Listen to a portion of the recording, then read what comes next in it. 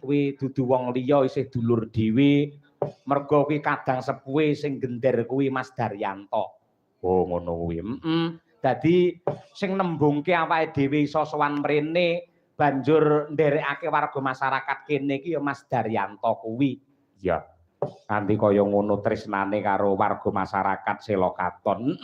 Mongko panjenengane iki wis ora neng kene, laire pancen neng kene. Ning bareng Palakrama iki lak neng Blitar kono. Ning ora lali karo mula bukane, ora lali karo sejarahe.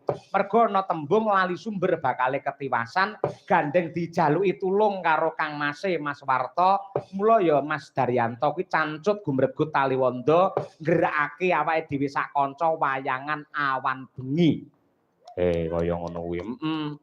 Sing awan mau sing asta sapa? Mas Sujar Kerna. Ha ya, Sapa? Sujar Kerna. Ha ya. Ning spanduk ana tulisane Kerna. Ha ya nggih.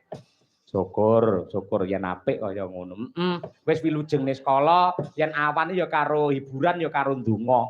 Iya, mula lakone ya mesti ya baku ya, Mak. Kaya ngono kuwi. Dasare ya Pak Warta ki ya paham banget yen karo wayang. Iya, penyerahan tokoh wayang ya ana Petruk sing rupane kuning ngono dheweke kok ora ireng. Nah iya ngono kuwi. Yen biyen iki menti Panakawan ireng ya. Pancen ngono kuwi. Sing panjenengane pancen yes kaya ngono ki wong lawas ya ngono kuwi sing apik. Iya, wong lawas. Ning ya tetep apa kuwi jenenge ora sulap karo kemajuan. Iya. Biyen adate ya mijeti karo awake dhewe yen awake dhewe kesel sak kanca.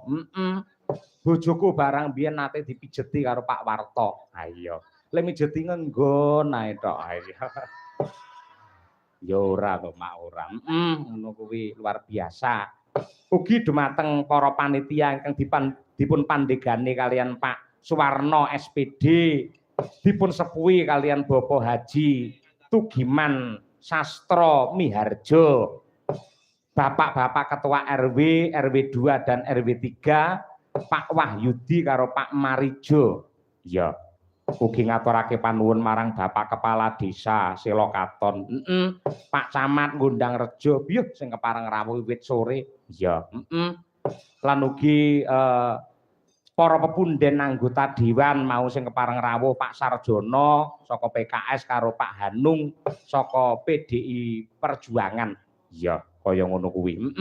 Kabeh padha nyengkuyung, kabeh padha ngestreni anggene para warga masyarakat ing Selokaton nganakake syukuran. Malah iki apa ki uji coba yang pertama. Adate yen biyen awake dhewe nate sowan mrene sadurunge Covid ke mapan ana dalem. Iya, saiki mapan ana ning kene iki pancen dicoba nduk men nggone Bowera. Iya. Nadyanto nggen panggung dalang mau ya sempat ambles. Lah pancen kene nembe diuruk kok. Ha iya ngono kuwi ning saiki wis kepenak ya yo.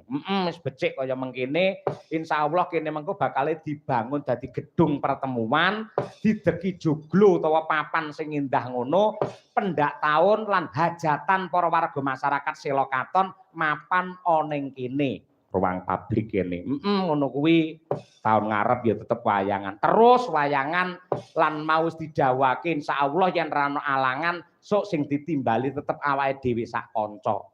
Weh, ngono kuwi. Ngono kuwi. Gandeng iki nggene dulur, Nduk, ora ujar ora kaul yen tahun ngarep wayangan awake dhewe meneh bakale cukup membayar 50%.